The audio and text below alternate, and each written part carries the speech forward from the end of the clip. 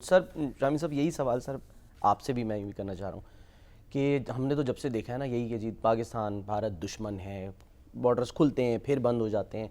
ये कब तक मामला ऐसा चलता रहेगा और कब तक सरवाइव कर सकते हैं दुश्मन के तौर पे दोनों ममालिक, और कर सकते हैं?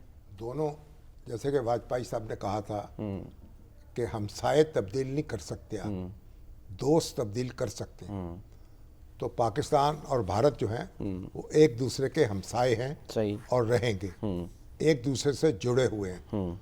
इसलिए भारत को होश के नाखुन लेने चाहिए और मसाइल को उलझाने से और लटकाने से वो ख़त्म नहीं हो जाते। जो मसाइल हैं उन पर गौर करें, बातचीत करें। जो वादे किए हुए मुआहदा शिमला का तकाजा क्या था कि भारत और पाकिस्तान दो तरफा मुज़ाकरात के ज़रिए से मसला कश्मीर को हल करेंगे। तो भारत तो उस पर बात करने को तैयार नहीं। बिल्कुल।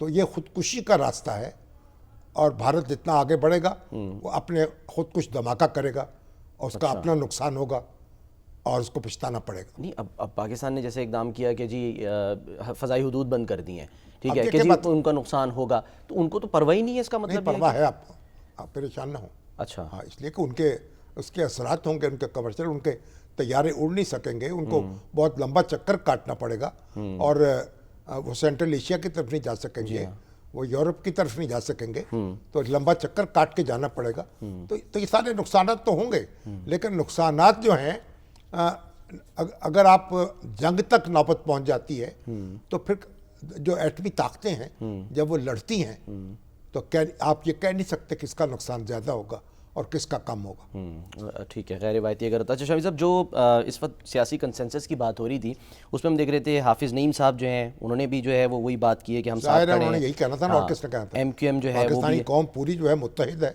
इसमें कोई दो राय तो नहीं हो सकती।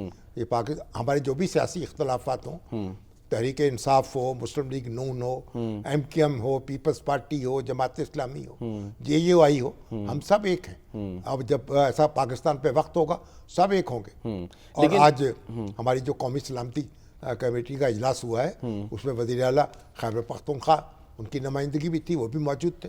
तो इसलिए पूरी कौम जो है वो मुत्तहिद है और यक आवाज़ है। अपनी आज़ादी पर तो कोई समझौता नहीं हो सकता, जो भी सियासी इख्तलाफात हो, बल्कि सियासी इख्तलाफात को भी कम करने में और ख़त्म करने में इससे मदद मिलेगी। उमर अयूब साहब को सर मैं आज सुना था, वो फरमा रहे हैं कि जी शरीफ ख़ानदान जो है वो भारत के ख़िलाफ़ सख्त एक्शन नहीं ले सकता। चलिए अब ये बहस तो अलग है ना, वो जो मर्जी कह सकते हैं। उनके वालिद साहब ने, दादा ने क्या लिया था? उनके दादा जो थे जब इंडिया के साथ 65 की जंग लड़ी उनको मालूम ही नहीं था ख़त्म कैसे करना है और पैसे रोकना कैसे है। मामला अब ये तारीख के वाक़यात और 65 की जंग उन्होंने थोपी उनकी बेतदबीरी ने, और फिर उसके बाद वो मुकाबला नहीं कर सके, फिर ऐलान तशकंद हुआ और उनको उन खोखले हो गए उनका इख्तियार।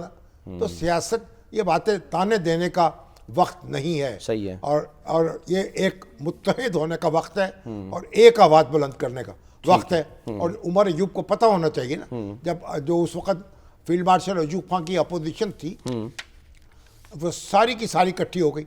हालांकि जो सदारती इंतखाबात हुए थे मोहतरमा फातिमा जना हार चुकी थी, उसमें बड़ी शिकायत नहीं अपोजिशन की, लेकिन जब हुकूमत ने बुलाया तो अपोजिशन सब यक आवाज़ होकर वहाँ पहुँची। अच्छा। और फिर जब अल्ताफ़ गौहर ने लिखा है, जो उनके सेक्रेटरी इतलात थे, क्या कि जब अयूब खां कमरे में दाखिल हुए तो उनके सब मुखालिफ वहाँ मौजूद थे।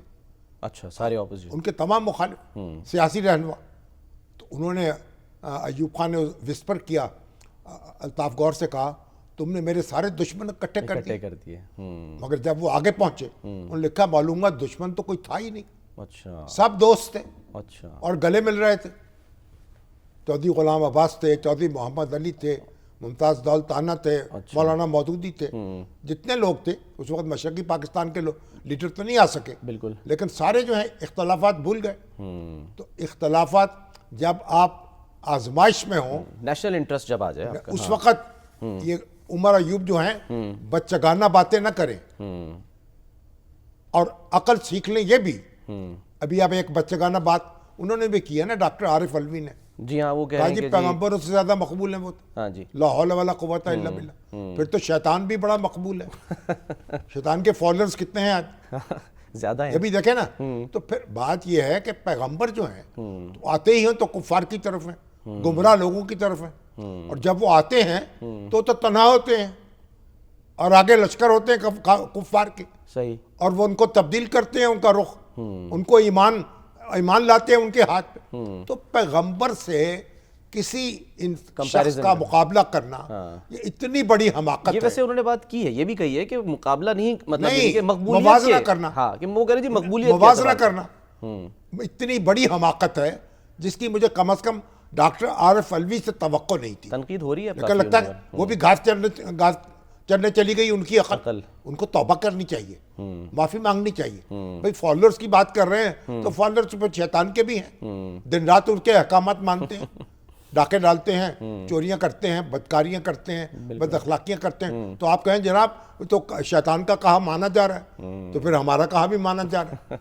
कमाल हो गई। हाँ, चले